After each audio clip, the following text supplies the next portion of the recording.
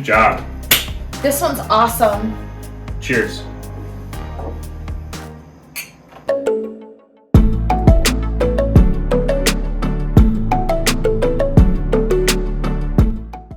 Welcome back to Cider from Scratch. I'm David and Rachel is the cameraman today. Today we're bringing you our 13th batch of cider. And for today's batch, we're comparing two different yeasts, Lalvin's EC1118, Champagne dry yeast, and then we're also comparing that against SafCider's AB1 for a balanced cider. After these have finished their primary fermentation, we are going to split them up and cold crash to see what cold crashing does, if it's right, if it's wrong, and go from there. So let's go ahead and get started. We've got our apple juice from concentrate. It's 100% Mactintosh apple juice from King Orchard. We've already mixed that up, good to go. That's sitting at a 1.060 specific gravity. So we'll go ahead and dump that into our two 1 gallon carboys.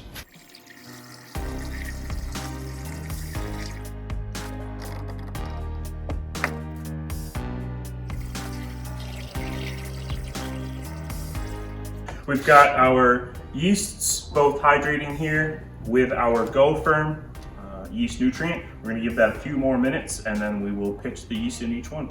This is our AB1 SafCider.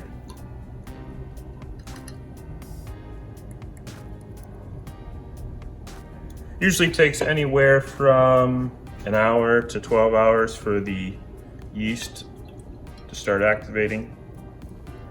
We'll go ahead and let these sit here for probably about a week and a half. We'll take measurements, see where it's at.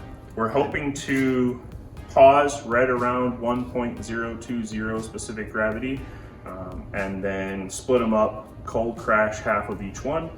And that should give us somewhere around a 5.5% ABV, should it work. So we'll be back in a week and a half or so. It's been 5 days since we added our yeast and nutrient mixture to our batch 13 here. Right now, our first one, AB1 SafCider yeast, is sitting at 1.10 specific gravity, right around 6.5% alcohol. And then our Lalvin EC118 is a little bit slower at 1.018 with a 5.5% alcohol. We had hoped to get these right around 1.02, but they both went a little bit quicker than anticipated, getting to their levels in 5 days, as I mentioned. But that's all right. All this is an experiment, so we'll see what happens. What we're gonna do next is we're going to rack each one, taking that liquid off of the spent yeast and the lees at the bottom, and put it into two different half-gallon jugs.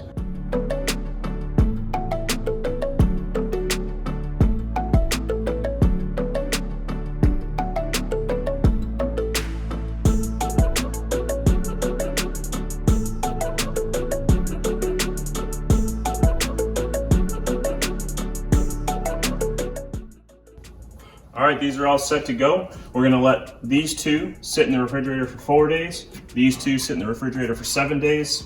Then we'll bottle them, and a few weeks after that, we'll taste test. It's been 5 days, and our two jugs here are ready to bottle.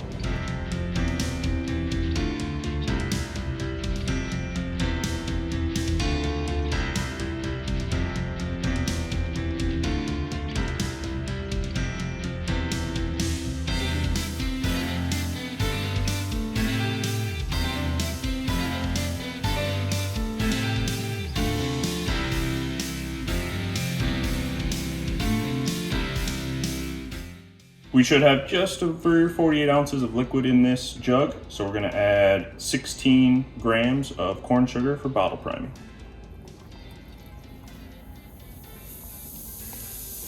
Just give it a gentle stir, just very light, very easy.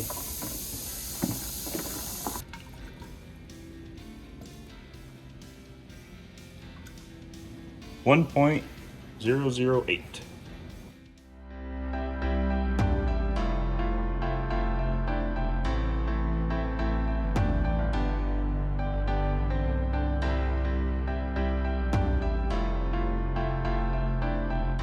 All right, we're gonna go ahead and bottle our second jug here, and then we'll cut to the end once we're done bottling that.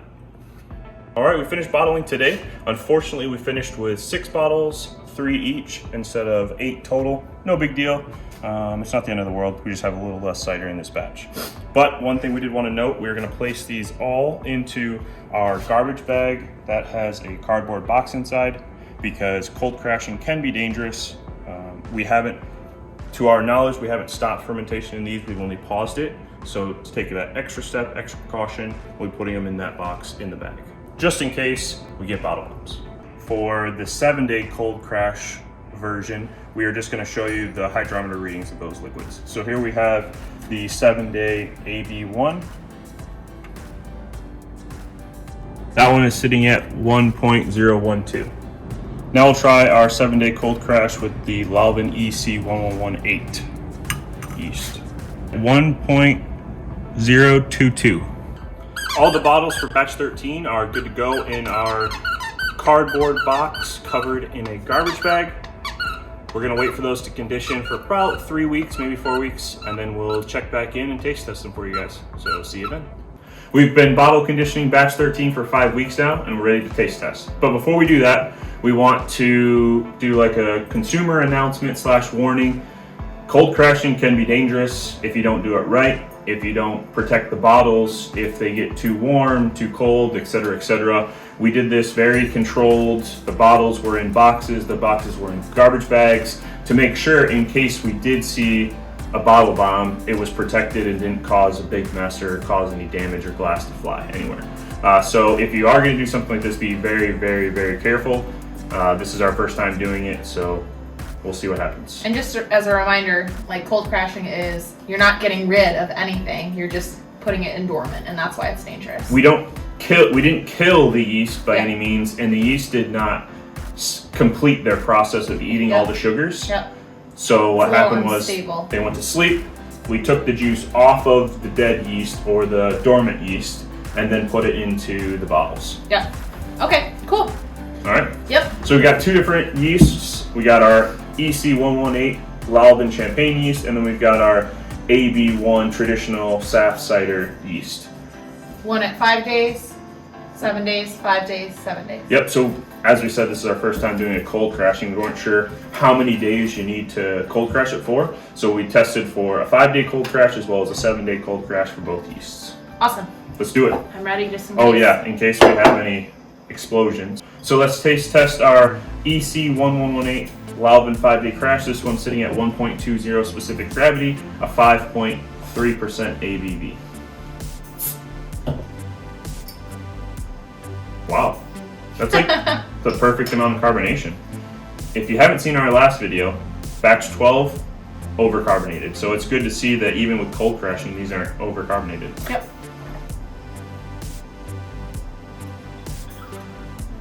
Wow, that was good.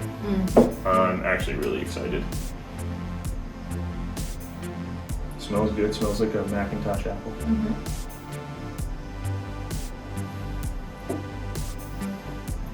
Oh, that's good. That smells better than good. It smells like an apple.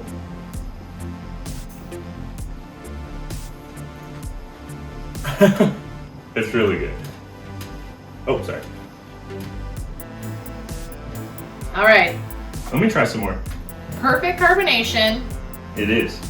Super flavorful. Like a little bit of tart, a little bit of sweet. I picture like a green apple, like biting into a green apple, juicy. Those of you who are watching who either make cider or know a little bit more about the process, especially with cold crash, please let us know. It helps us. You can put it in the comments if you know anything about it. If you do it, if you don't do it, why you do it, why you don't do it, etc. Yep. We went to CiderCon, obviously, and we talked to several cider makers, and I don't think any of them said they don't cold crash. Yep. I'm pretty sure everybody cold crashed except maybe like one of the larger commercial cider makers. And I think that's a natural first step because we don't have a ton of equipment right now. You should probably pour a little bit more. Okay. We don't have a ton of equipment right now. We can't like force carb it or anything like that. So cold crashing, you can keep testing it until it's the desired specific gravity and then just hibernate it. So. That was really good. That was All right. very good. Now let's see if there's any difference between 5 days of cold crashing and 7 days of cold crashing. Okay. There is a difference in ABV, but not much. The other one was at 5.3. This one was at 5.0. Sound like the same amount of carbonation.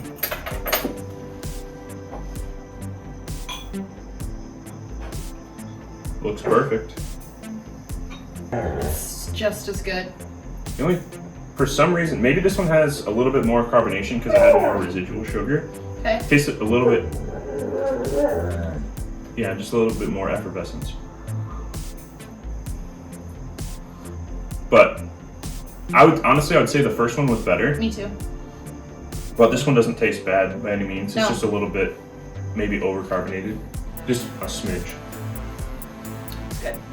Now let's try the second yeast we used, AB1, traditional cider yeast from SafCider. Wow, that was more. That's a lot more carbonation. So this one's crashed 5 days. A lot less residual sugar in this, a 1.008 specific gravity, sitting at a 6.8% ABV. So a lot more alcohol content though.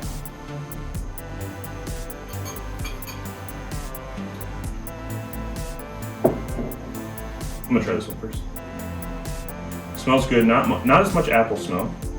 Probably because less sugar. Ooh. That's almost a dry. It's a semi-dry. Holy cow, that's good. Yeah, still no like off smells or anything like that. Just not as like candy apple smell. Correct. Is what I'm gonna say. Still very appley. That is the best cider we've ever made.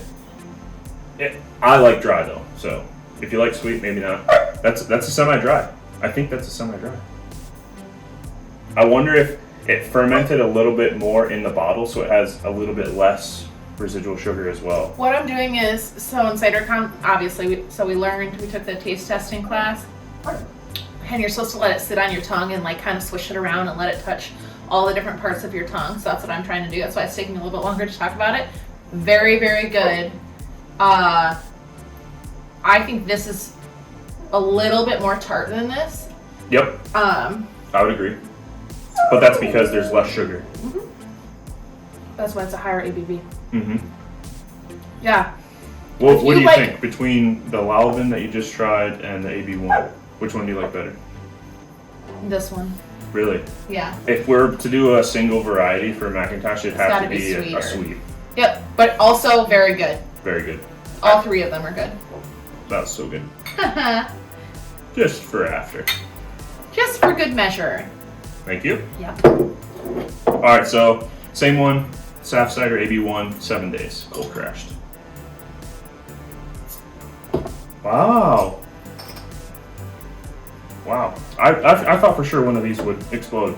We don't need this anymore. We're sitting at a little bit more residual sugar. This one has a 1.012 specific gravity, a 6.3% alcohol content.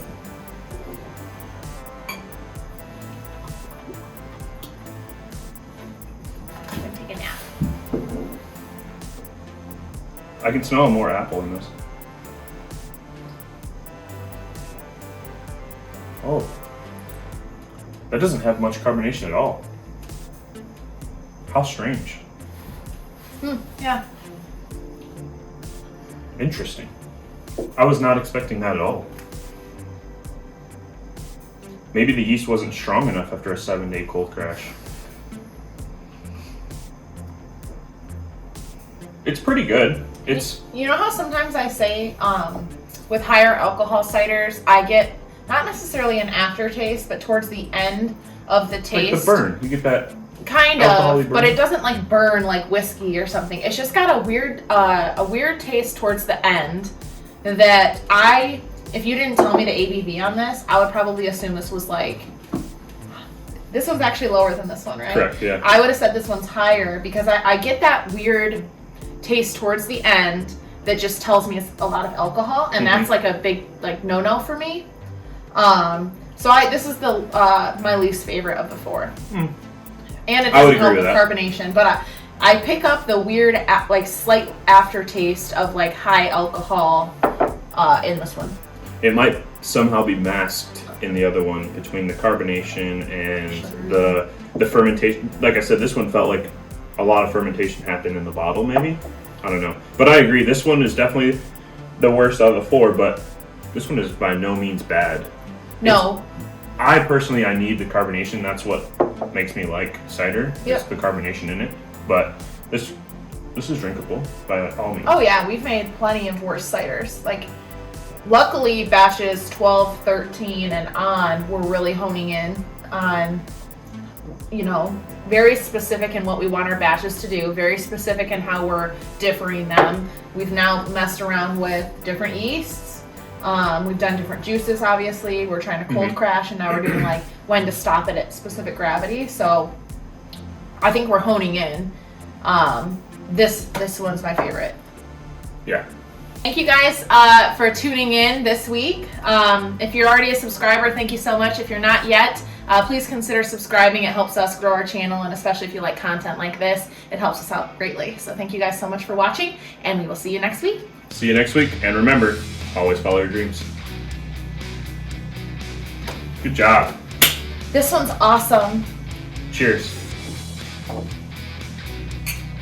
I like this one a little bit better.